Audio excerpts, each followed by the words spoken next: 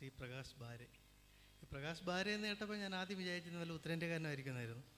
പിന്നെയാണ് മനസ്സിലായത് അദ്ദേഹം കാസർഗോഡ് ബാരെ എന്ന ഗ്രാമത്തിൽ നിന്നുള്ള ആളാണ്. അതുകൊണ്ടാണ് പ്രകാശ് ബാരെ എന്ന് പേര് വന്നത്. പ്രകാശ് ബാരെ വളരെ വർഷം അമേരിക്കയിലായിരുന്നു. നമ്മളിപ്പോൾ ഇന്ന് കാണുന്ന പല ഈ ഗെയിം കൺസോളുകളിലും അതുപോലെ കമ്പ്യൂട്ടറൈസ്ഡ് ഉപകരണങ്ങളിലും ഒക്കെയുള്ള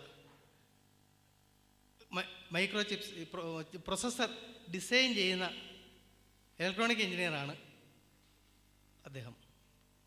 ഇപ്പോഴും അതിൻ്റെ ഇൻ്റലക്ച്വൽ പ്രോപ്പർട്ടി റൈറ്റ് പ്രകാരമുള്ള സംഭവങ്ങളൊക്കെ അദ്ദേഹത്തിന് ലഭിക്കുന്നുണ്ട് എന്നാണ് അറിയുന്നത്. ആ തരത്തിൽ ഈ ഇലക്ട്രോണിക് രംഗത്തെ വളരെ വിദഗ്ധനായ ഒരാളാണ്.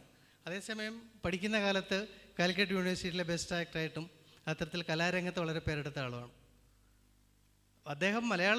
ഇപ്പോൾ അദ്ദേഹം മലയാള സിനിമയിലെ അറിയപ്പെടുന്ന ഒരാളാണ്. ഇപ്പോൾ ഈ കഥകൾ സിനിമയാക്കുന്ന പരിപാടി മലയാള സിനിമ നിർത്തിവെച്ചിട്ട് ഏറെക്കാലമായിരുന്നു. ഇദ്ദേഹത്തിൻ്റെ സൂഫി പറഞ്ഞ കഥ എന്ന സിനിമയോടുകൂടിയാണ് ആ ട്രെൻഡ് മലയാളത്തിൽ വീണ്ടും വന്നു തുടങ്ങിയത്.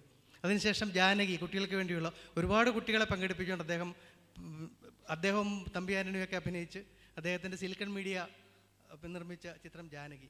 പിന്നെ ഇപ്പോൾ അദ്ദേഹം അഭിനയിച്ചുകൊണ്ടിരിക്കുന്ന ഇവൻ മേഘരൂപൻ, മഹാകവി പി കുഞ്ഞിരാമൻ നായരുടെ ജീവിതത്തെ ആസ്പദമാക്കിക്കൊണ്ട് ചെയ്യുന്ന ഇവൻ മേഘരൂപൻ.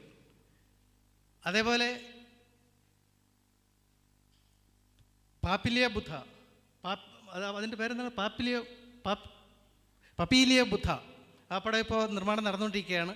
പക്ഷേ ഇത്തരം പടങ്ങളൊക്കെ തന്നെ നമ്മുടെ മുഖ്യധാര സിനിമ എന്ന് പറയുന്ന സിനിമയുടെ മട്ടിലുള്ളതല്ല.